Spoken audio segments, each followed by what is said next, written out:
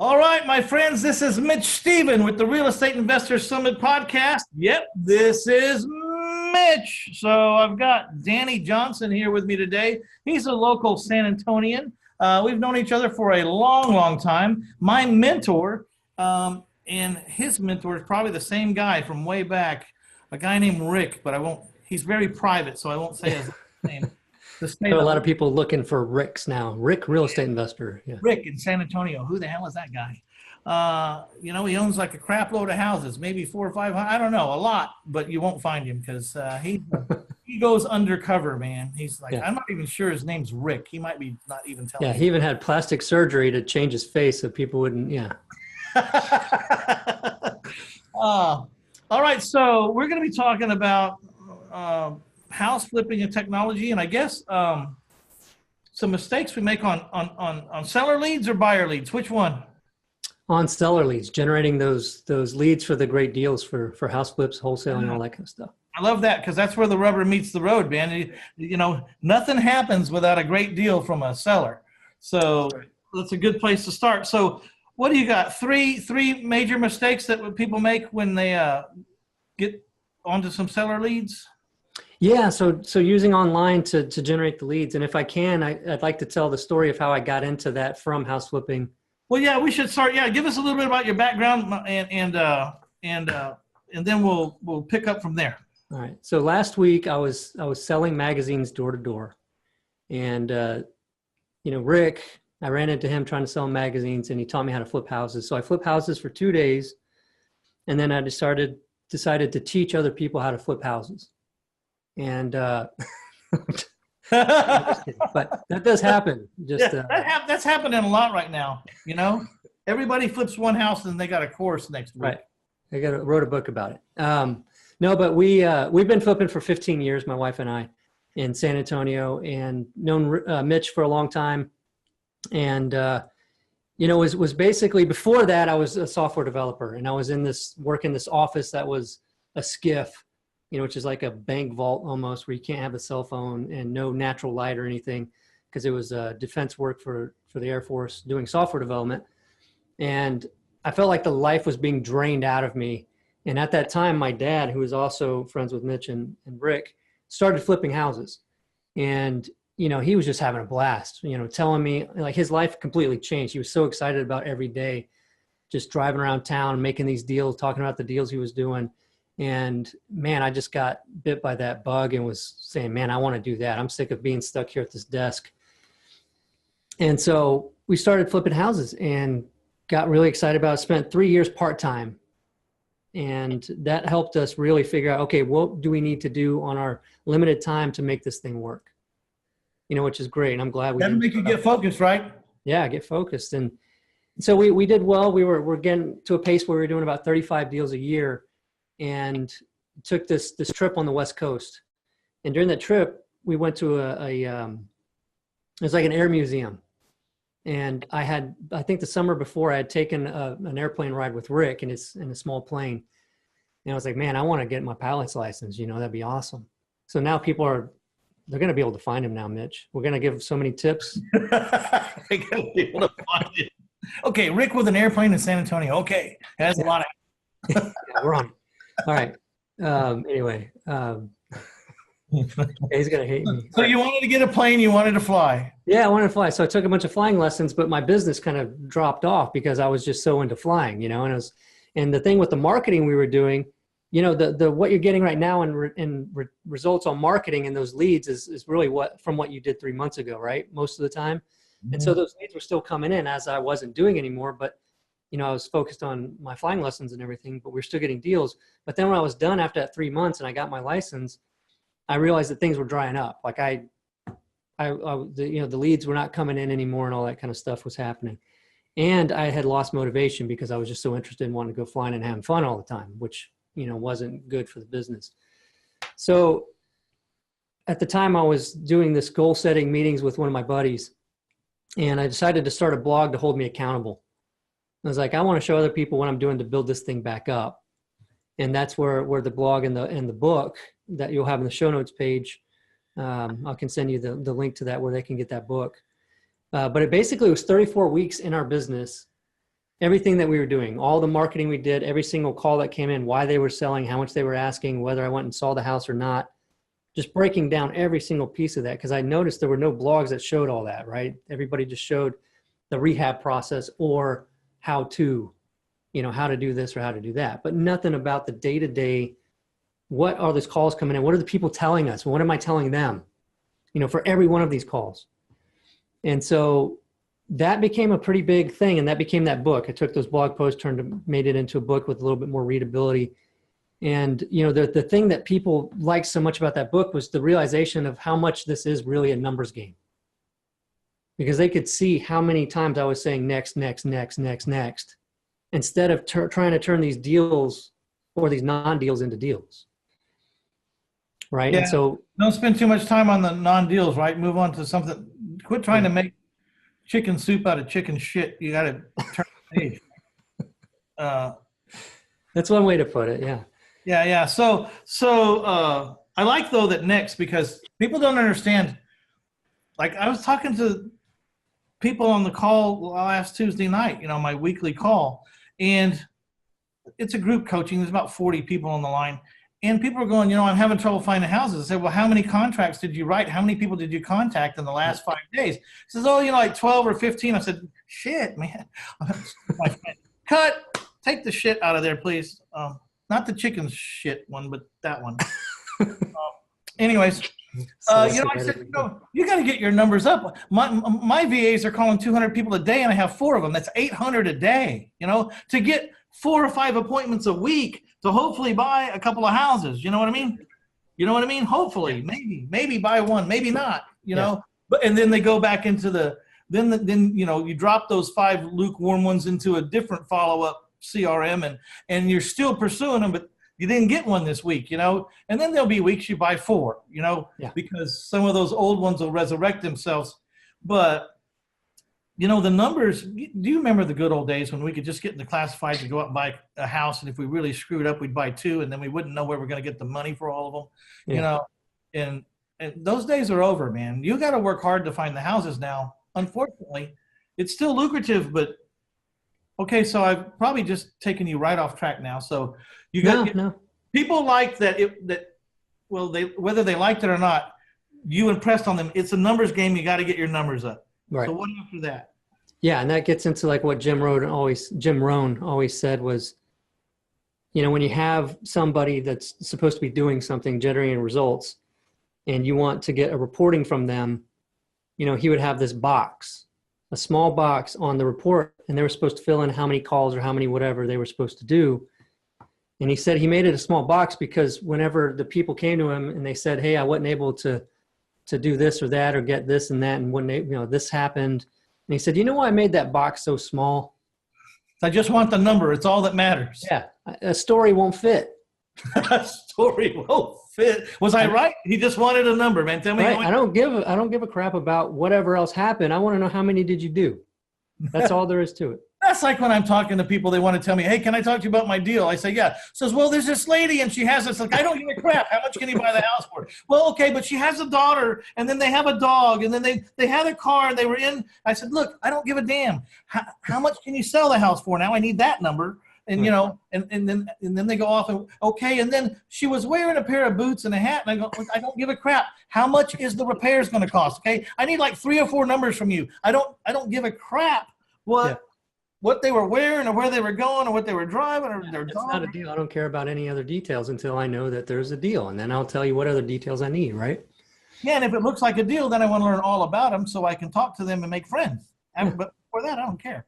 Yeah, you gotta do that. And I think when you get into the storytelling and all that kind of stuff with the details, it's because you're not getting enough leads and you're trying too much to make something into, because you're just not getting enough. You're trying to make excuses of why you didn't call 200 people today. Right. Well, I got to talking to her, but yeah. So the book and the blog, describing all that stuff, I was showing what marketing we're doing and where all those leads are coming from. So the majority of them were coming from our website. That's how we were generating most of those leads. And so people were contacting me and reaching out to me saying, hey, how do I get a website too?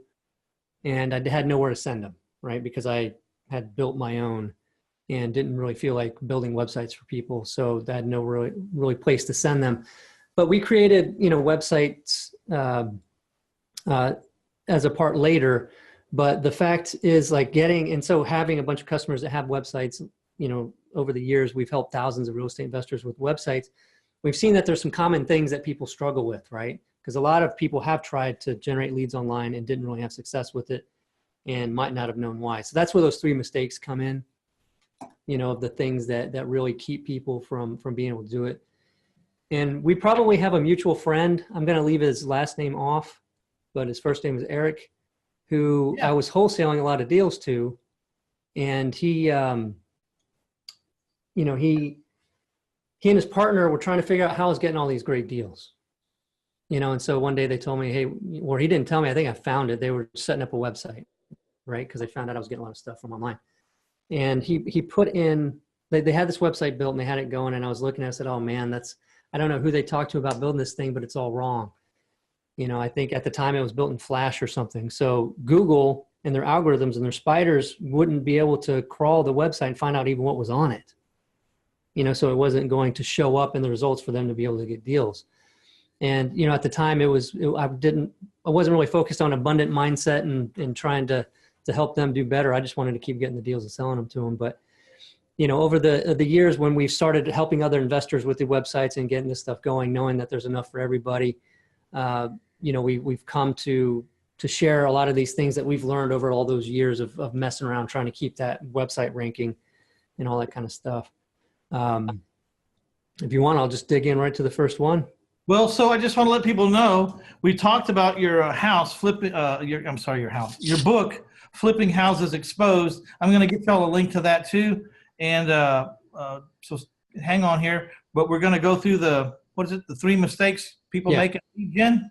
Yeah, with online. All right. So what's number 1? Number 1 is not having a complete online presence. And so what I mean by that is, and I've got a story for that too that helps explain this a little bit better. So a lot of people think online presence, okay, a website, so I got an online presence. That's not really necessarily the whole story. I was outside my dentist office a while back leaving, and there was a couple talking. As I passed by them, the woman said to the man, I was looking for them on Facebook and I couldn't find them. And then he said, yeah, I checked online. I checked Google. I couldn't find them there either. And she goes, well, I guess we'll need to find somebody else. And it's this thing where they're trying to find a service, and they weren't just looking for a website. They were looking for information about who these people were and all this kind of stuff. It's not a matter of just opening the phone book and calling somebody anymore. They want to see what's going on with the person, like whether there's reviews. And this house flipping business and generating these leads, it's a service. This is a service-based business. We provide the service of people, like helping people to sell their house quickly, right? And so it's the same thing. If you're doing direct mail, even if you have a website on it or don't have a website on it, a lot of times likely they're searching for your phone number, your business name, whatever's on that postcard or letter online just to find out more about you before calling this complete stranger, right? And a lot of people don't realize that that's happened more and more and more and more.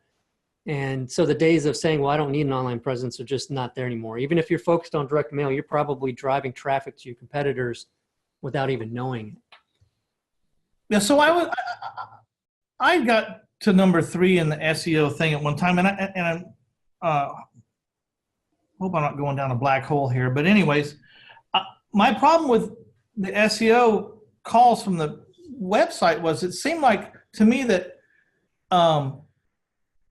whoever was shopping to sell their house online was calling everybody on the first 2 pages. And like when I'm going into the house, there's 3 people coming out. When I'm coming out of the house, there's 3 people coming in. And it's like, man, I'm getting a lot of calls, but there's a lot of competition for these houses, Yeah. How do you combat that? That's interesting because we didn't really have and don't still have that problem for the most part. And how we combat that is making sure that we're live answering those calls.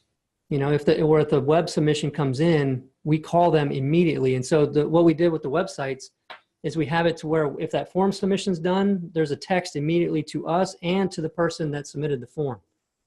And so once they do the first form, we get the text, and then it goes to the second form on the page. So they're still on our website filling out that second form when we're calling them, because that first form gave their number, the house that they're selling, and their name. So I can click on my phone on that text, dial that number, and call them while they're still on my website. And so that's huge, right? Because then if you set that appointment, they're much less likely to be going to a bunch of other ones because they've already set out to do, it's like when you're calling around, once you finally talk to somebody and get stuff you need, you kind of stop. You don't feel like you need to do a whole lot more. Yeah, I don't want to call everybody, but so I guess it's the same though, no matter what medium you're using, consistency and speed. Yeah. I mean, you got to get there fast these days. Yeah. And set that appointment, whether you think it's a deal or not. You can always cancel the appointment, but have them feel like they've got somebody coming, they've got the next step done, right? They're not waiting for something. Yeah. Try to take them off the market most you can. You know what I mean? Yeah. Yeah. So that's how you do that. Now the online presence, like in my story outside the dentist office is, they went to Facebook, right? So you can get a Facebook business page for free. Even if you don't have a website, get your Facebook business page. You should be, with the amount of competition, we got to be branding our businesses as much as we can. And so put that on to, get Facebook business page, fill it out as much as possible, include pictures of ugly houses, all that kind of crap.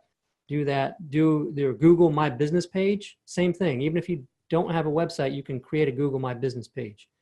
You got to have that. Get Yelp. You can set up a Yelp account to have your business on there.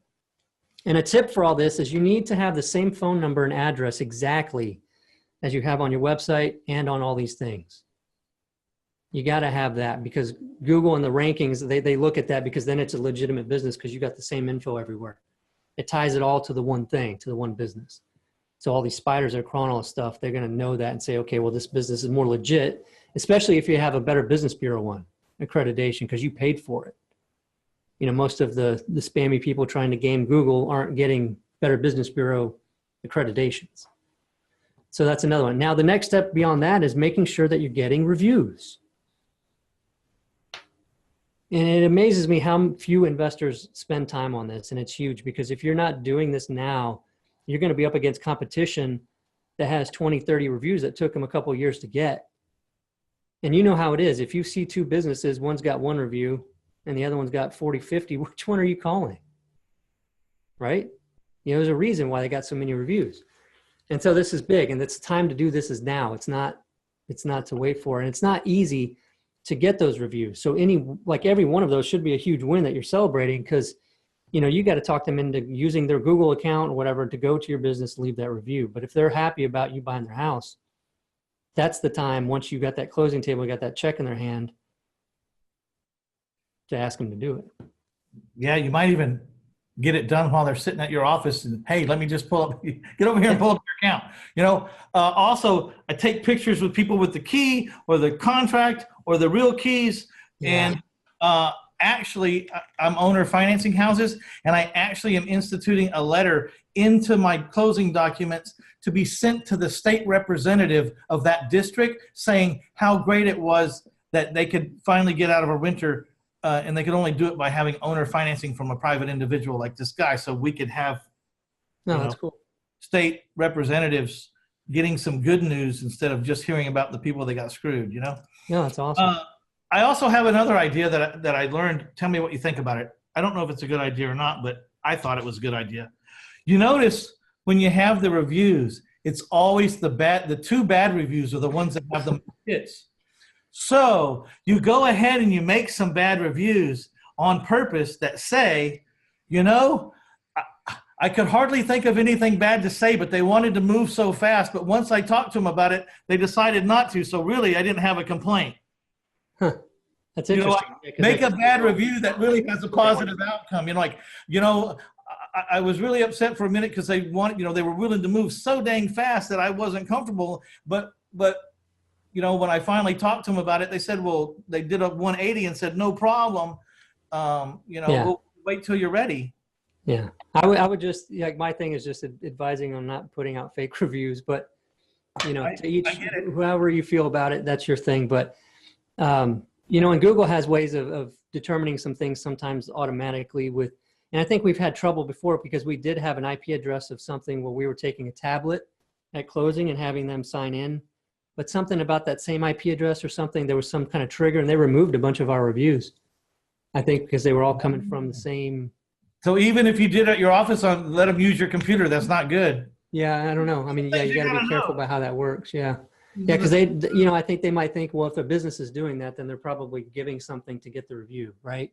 Yeah.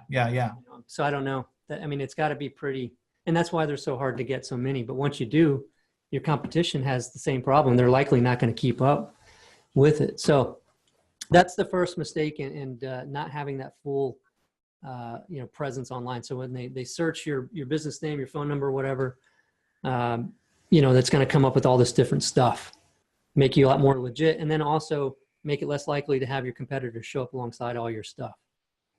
Right? So the first one is you got to have a complete online presence. That's not just a website, but a whole bunch of different places, Facebook or business page or Yelp or whatever. Second one is make sure you're getting reviews, because what good is it to be on all these places if you're not getting any reviews, right? You have to get some positive reviews. What's number 3?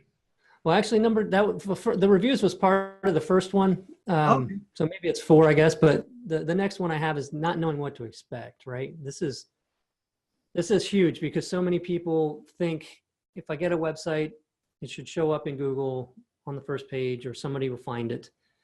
But really the thing is, with websites is that it takes time to show up.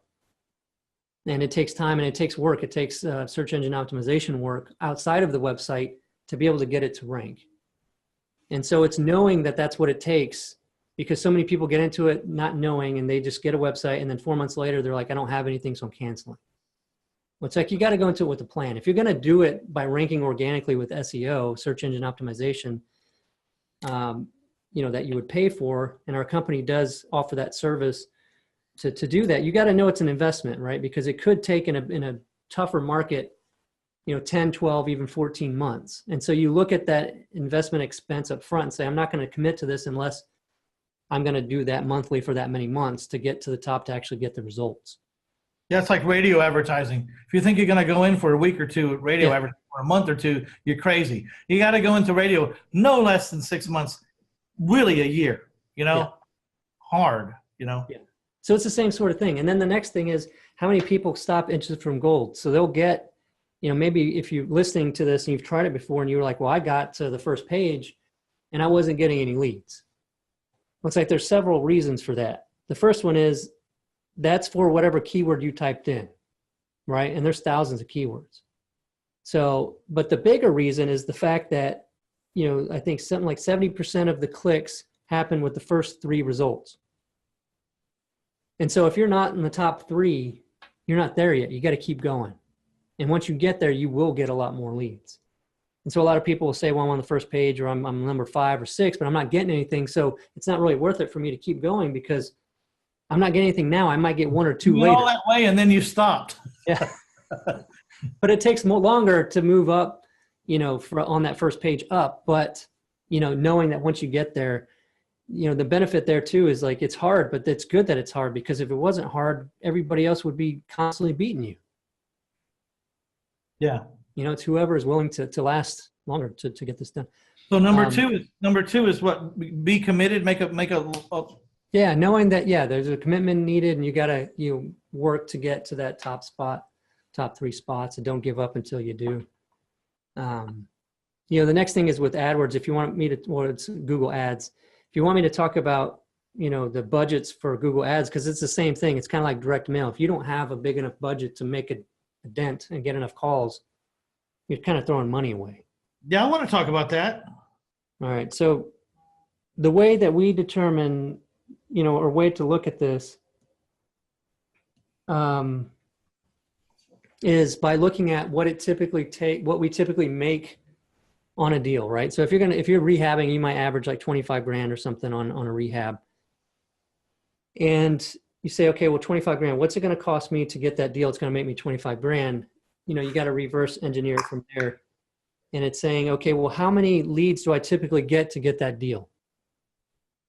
And so even if you don't have an awesome acquisitions team or person or yourself that's doing very well, and you take 10 leads and you make one of those a deal. So from there, it's like, how do we get the 10 leads? So online with Google Ads, a typical range of conversion rate, meaning that someone came to your site and actually contacted you saying that they want to sell their house. You just throw an easy number out there, is like 10%. So in order to get the 10 leads to get the one deal to make the 25 grand, we got to have 100 people going to the website, right? So 100 people become 10 leads, one deal, profit. So how much does it cost to get the 100 people to the website? And at that, we're talking about how much it's costing per click, because that's what we're doing is pay per click. Your ad will show up, you don't pay for it unless somebody clicked on it and went to your website. Now, this depends on keyword and competitiveness and all that kind of stuff. But to keep it simple, $25 per click, right, is a pretty good number. You could be paying 40 for good keywords. You could be paying 10. I mean, it's just all over the place. It depends on the market and keywords. But a good one, maybe about $25 per click. So now we're looking at 100 clicks at $25. That's $2,500 to get us 10 leads, one deal, 25 grand. And so that's how you look at it. So if you go in saying, I'm going to try out this PPC thing, Google Ads, but I'm going to start with just $500 a month, you're likely not going to see much, because Google actually takes that budget, and you have a daily bidding budget. So if you broke down $500 by 30 days in a month, how much is that? I don't know. I don't know that's even $25, right? Right. So you can't even get one good click. You end up with like a lesser keyword getting clicked or something, and you're paying that money, and then your ads won't show the rest of the day because you already spent your budget. And so if you're going to go into it, you got to look at it like, well, I mean, typically, look at spending about $2,500 or more a month on ad spend to be able to generate those deals, right? Anything less is likely to get you to where you're paying money, but you're not seeing the results because you're not getting enough leads, unless you got lucky and the first two were awesome or something. And you better be committed to start following every one of them, like right now. I mean, like, make yourself available, because you're paying for the leads. And if you're not like gung-ho about following up on them ASAP, then your odds are going down really fast. Right. And the awesome thing about what I like about the PPC leads, though, is a lot of people think, well, man, that's a lot of money to pay per click and stuff like that. But what you got is you got somebody that already knows that they've got an issue that they want to resolve, right? And they're searching for somebody like us. They're looking for us. Whereas Facebook, you're just kind of getting in front of a bunch of people, and direct mail, a lot of times you're just getting in front of a bunch of people. But with PPC, they're searching, in SEO also. I mean, they're searching for you, which is a completely different scenario when they call. So you have more of the people saying, yeah, when can you get out here? I want this thing sold yesterday. I'm sick and tired of this, versus, well, I don't know how much you give me, and they're not even interested in selling the house. Yeah. So there's a big difference there. So that's number two, is knowing what to expect budget wise for PPC kind of stuff, paid traffic versus the SEO kind of stuff. The last mistake that we're seeing is, people focusing on the wrong keywords. So all this is based on keywords. When you do PPC with Google Ads, or you do SEO, you're trying to either get your site ranked for certain keywords, or you're trying to be targeting those click ads per certain keywords. And it's important to make sure that you're focusing on keywords that include something that shows motivation, like warm traffic, not just cold traffic. So as an example, if you are targeting sell house, you're going to burn your budget through real quick with people looking for a realtor. Yep. So you got to make sure that you've got something in there that's like, sell my house yesterday, or sell my house with tenants in it or something, or how to kick out tenants, something that's got to show that motivation, how to evict tenants in Bexar County, whatever it is, and have those things that represent that somebody is going to have a situation where they're going to be looking to get out quickly and have that property. And so I'm not very good at this. So could you have like, sell house immediately, and does that word immediately probably makes it you're going to get a lot less people that use the word immediately, but the ones that do should be a high quality lead, right? And the way that Google does it too is they'll take similar words and swap them out. So if somebody says fast, they might show yours even though you targeted immediately. Okay. It kind of depends. And so you don't have to list out every single possibility. Google will do that for you. If it's close enough, it'll show that result for that, and do that kind of thing. But yeah, I mean, it's something like, immediately represents, I'm not looking for a realtor to have this thing sit on the market for a long time and get as much as possible. I want to sell it immediately. So that would be something to try out. And so that's really the last one.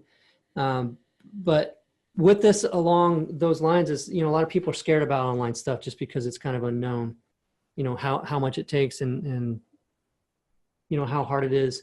But with what we talked about, it's really a matter of just saying, I want to become one of the top people generating leads online in my market. And I'm sure you, Mitch, like a lot of the really successful investors that focus on how many at most marketing channels to generate all their deals. Not many, probably 3 or 4 at the most. I mean, maybe. Yeah, they become experts at each one, right? Instead of just trying a bunch of crap and then hoping. And you usually start with one at a time, and then once you get one that works, you just leave it alone. It's on autopilot. Now I'm going to try to make SEO pay, or I'm going to try to make a phone room pay, or and then once it's running, you can leave it alone because it's running now. And you go to the next one, and you kind of just like building blocks, Yeah. What I call them lanes. We keep opening up acquisition lanes that don't compete with each other. That you have to spend some time to figure out. Like to me, doing what you're talking about here, I will have to hire a company like you or hire a person to come in-house and do it full-time. I try to find someone to come in-house and do it full-time for me just because they just be paying attention to me and wouldn't be able to, fabricate or whatever. And they'd have a job as long as my SEO was working and produces houses, and when it quit working, they'd lose a job. And I thought that would be a really poignant point. But the problem is you really can't pay these guys enough because they can get paid working on 5, 6, 8, 9, 10 accounts way more than they can you pay them for one account. So there's a way to do it. And going into we had talked about the warm traffic and the keywords, and sometimes it's kind of difficult to figure out which ones. We actually took $2 million of ad spend across the accounts that we manage and looked at which keywords were searched and actually became leads. Because you can have a high, traffic volume, people click in like sell a house, but they don't become leads because they weren't looking for an investor, looking for a realtor. Yeah. So we looked at which ones were producing the actual ones. We put together a list of those top 50 that actually became, so that which keywords to target. And I can send that to you if you want and put that for free on the show notes page. Absolutely. So we're going to go, first of all, you can get a copy of those keywords, the 50 top keywords that result in leads. You can get a copy of the book, Flipping Houses Exposed, and learn more about FlippingJunkie and Danny Johnson at reinvestorsummit.com/junkie, Junkie. Like if you move a little bit to one side there, we'll be able to see how you spell that word. There you go, junkie. So again, reinvestorsummit.com/junkie, Junkie, and get your top 50 keywords. This is a real results-based test over $2 million worth of ads run, or $2 million worth of ad spend. Yeah. $2 million worth of ad spend. These are the ones that hit and produced real leads. Right. And then get the book, Flipping Houses Exposed. I've known Danny for a long time. He's been active for a long time. He had a great coach and mentor because we shared that guy over the years. And your dad was also quite a consummate house remodeler and house flipper in the end. And talk about changing a life, huh? Oh, yeah. Yeah. Guy goes into start a little remodel business and ends up owning a whole bunch of houses and cash flowing and everything else. Tremendous success story, both you and your father. So I don't know, anything else you want to say to the listeners, maybe the new investors before we cut out of here? Yeah, just that if you guys enjoy listening to podcasts, I have one also, the FlippingJunkie, and you maybe include a link to that too. But sure. When you talk to my folks over there, put whatever you want to in the show notes, even if you have speaking engagements or whatever. It's evergreen. If it ever changes, you can call back and rearrange it however you want. But man, thanks for taking the time to stop by. I appreciate you talking to us about that foggy area of SEO and yeah. And I want to thank all the listeners for stopping by to get you some Danny Johnson. This is Mitch Stephen with the Real Estate Investor Summit podcast. Hey, if you haven't checked out taxfreefuture.com, please go there. It's over 37 videos on how to grow your financials or your retirement fund tax deferred or tax free. And it's really amazing because there's so much unknown about it and there's so many myths about it that these 37 little vignette videos will teach you a lot about what you can do and how fast you can grow. It's incredible. So go to taxfreefuture.com because you will not believe what your financial advisors are not telling you. All right, this is Mitch Stephen, Danny Johnson. We're out of here. Bye. Adios.